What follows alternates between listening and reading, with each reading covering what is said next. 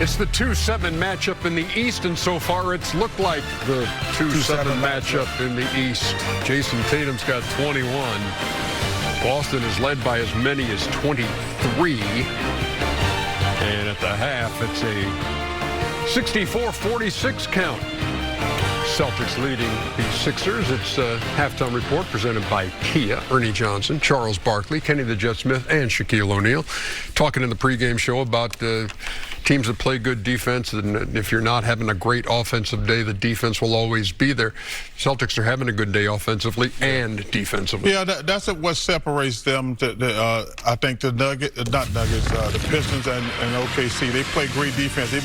But the Celtics are only one of those teams that are heavily relied on the three. If they're making threes, they pretty much, they're tough for anybody to beat, but they play great defense. But this, to me, man, that was a boring half. That was like a scrimmage. I mean, they just out there screwing around right now because they don't worry about the Sixers. And the Sixers kind of just playing basketball. It's not like they have a strategy. But that just looked like a scrimmage to me. Boston holding Philly to 33% shooting in the first half and 2 out of 16 from deep. The halftime highlights presented by Kia. Going to look at the offensive side of the ball at this point. Jayson Tatum and Jaylen Brown combining for 31. And just keep this in mind. When the Celtics have a 20-point lead, they're 36-0. Kenny the Jet Smith, you get to go first. Yeah, I want to ask Chuck. Off of your defeat from last night. Yes. Yeah, Chuck, I'm not running. Chuck is a good look one. Chuck, the ugly one. Chuck, would you add San Antonio to that group of play defense? They play a little bit different. They funnel everything down to Victor. I think they got a very good defensive team. Vassell and Castle. Yeah, they're all good defenders, but they funnel everything to Victor. That's the only thing that's different. I wasn't going to run, but now. You win, man. You win. I can't. Yeah. There's no way I can turn, get there, and he's already straight. I'm looking at Chuck's and all I see is your eye looking over here. No, come on, man. I'm not going. I'm not running. I'm not running Sunday. I don't run on Sunday mornings. But you going to church? Yes, indeed. I'm going to church right here. But if you want to run, listen, you know what? We're not going to listen to the Pope anymore. We're going to listen to Sam Jackson and Pulp Fiction. All right, say less. But I'll tell you this. When you talk about the offense and the threes, but one of the most underrated things about this is they don't just stick to the three. So freeze it here. You think he's coming off to shoot a three, and you step up hard. When you step up hard, what happens? He gets to the rim. Jayson Tatum is saying, no, I'm not just a three-point shooter. I'm not going to rely on it. And so same thing with Jaylen Brown. All of a sudden, you get this flare screen. You think this is a wide-open three. You get there. He's like, no, I'm going to take my time because I see, freeze it here. I see that there was nothing in the middle. Andre Drummond is too far. He's playing in a no-man's land. So once I get by Paul George, it's going to be an easy rain to the basket. Forget the three. Let me get a dunk. And that's what separates these two superstars from anything else is that they will go to the basket and change up the dynamic and get easy ones. And that's why Boston is really, really good. Shooting 50% in the first half, by the way, 21-0 when they shoot 50% in a game. Now, what goes along with that is the ability to share the ball. Yeah, another thing that makes Boston a good team is they have no wasted dribbles. You know, they move the ball very well. As we roll the tape right here, listen, they're calling the play, the high pick and roll right there. The guy rolls hard, gives him the ball, card right there. Watch your head, boy. Read and react right there. I'm not wasting a dribble. I'm not wasting another dribble. Oh, triangle offense right there. Boom, turn around, Scottie Pippen. Right here. One pass, another pass. Like I said, no wasted dribbles right there. We take the shot. And right here, everybody eats, Ernie. We're at home. My main man, Lukey Dookie for three.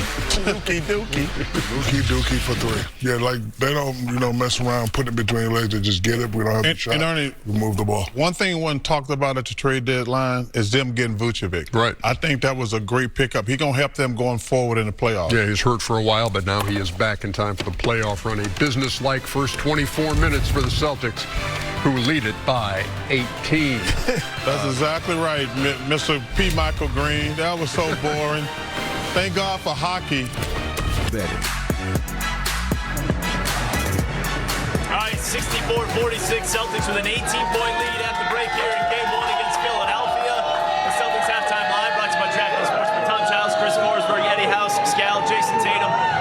21 points in that first half, most points he's had in any half so far this season. But Eddie, I'll start with you. What'd you think overall of that first half? I thought we had a really good first half. Philly didn't really have too many open shots. Nope. I think everything they had, they made. They worked hard for them. They can't guard us on the other end when we move the ball and we get our opportunities. They're not playing the drop coverage like most teams are. The bigs are up, and we got an opportunity to split. Jayson Tatum did it. I seen Jaylen Brown do it. They both end up with dunks down the floor, two-hand dunks. I think we just got to continue to play defense the way we have and close out the possession with the rebound, and we'll be fine. With the rebound, that's the thing we should talk about. Jayson Tatum right off the jump, rebounding the basketball. In this game, the number one thing you have to do defensively is rebound the ball. You have to finish out possessions, and Tatum looks great on that back line. He's rebounding. He's making people better. I'm not saying he's 100% back, but he's like probably in the 90% or more back. He looks really good. 95. He's getting up there, man. It's incredible. Like, nothing is more important to the Celtics' longevity in these playoffs than Tatum being great. And in every aspect, he was able to dominate. The rebounding has been great. The playmaking has been great. If he's playing to this level, if you're another team in the Eastern Conference watching this game, you're like, uh-oh. Let's take a look at some of the highlights here from Jayson Tatum. He had 10 points, 7 rebounds, 4 assists in the first quarter, and then again ended up with 21, 8 rebounds, 4 assists. That's crazy. First half. What did you like most about his game in that first half? Well, he was really efficient. He wasn't like bouncing the ball that much. Everything he did on the post, at the three, when he would attack, he attacked. He looks great right now, and I knew that this week was going to help him. I didn't realize it was going to help him this much. Everything he's doing is with a purpose. There's no wasted motion, no wasted time on what he's doing. He has his mind made up, and the one thing is he's not forcing anything. I think he's just allowed the game to come to him, and he's playing with a confidence that we've been used to seeing him play forever, especially before he got hurt.